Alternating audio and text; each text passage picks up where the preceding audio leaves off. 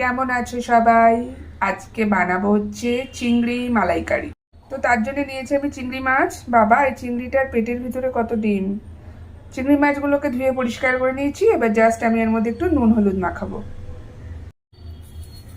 নুন, হলুদ, নুন হলুদ মাখিয়ে নিয়েছি। রান্না হবে আজকে সাদা তেলে। প্রথমে আমি চিংড়ি মাছগুলোকে একটু ভেজে নেব।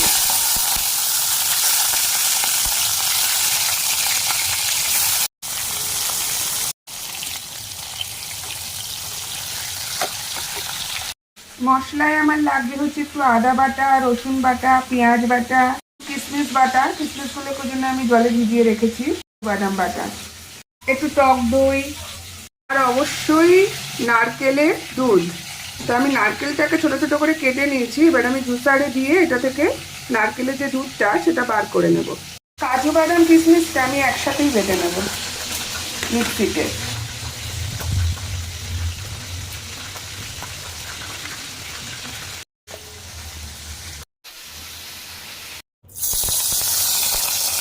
চিংড়ি মাছ ভাজা তেলটাই নিয়ে নেব। ফোড়নে দেবো হচ্ছে গিয়ে গরম মশলা, দেবো পেঁয়াজ বাটা, আদা বাটা, রসুন বাটা, জিরা পাউডার, ধনিয়া পাউডার, মির্চ পাউডার। আপনারা চাইলে একটু তেল দিতে পারেন, আমি একটু তেল কম দিয়েছি আর কি। সময় আমি ইউজ করব একটু ডাবের জল, নুন, হালকা মিষ্টি, টক দই,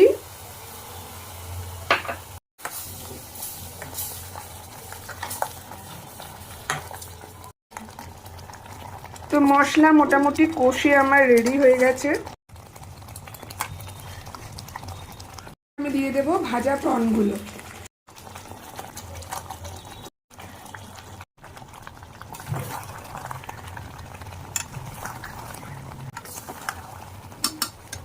এরপর আমি দিয়ে দেব কোকোনাট মিল্ক।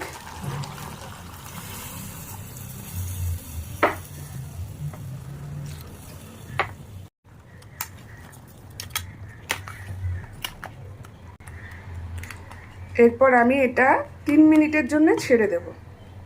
তো এটা ফুটে গেছে। এবার আমি দিয়ে দেব কাজু বাদাম কিশমিশ বাটা।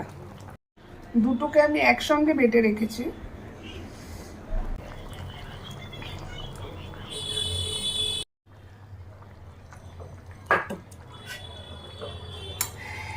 এটা এন্ডে জাস্ট এটা দিয়ে দিয়েছি। এবার আমি নামিয়ে দেব। তো রেডি হয়ে গেছে আমার প্রন মালাইকারি। Thank you.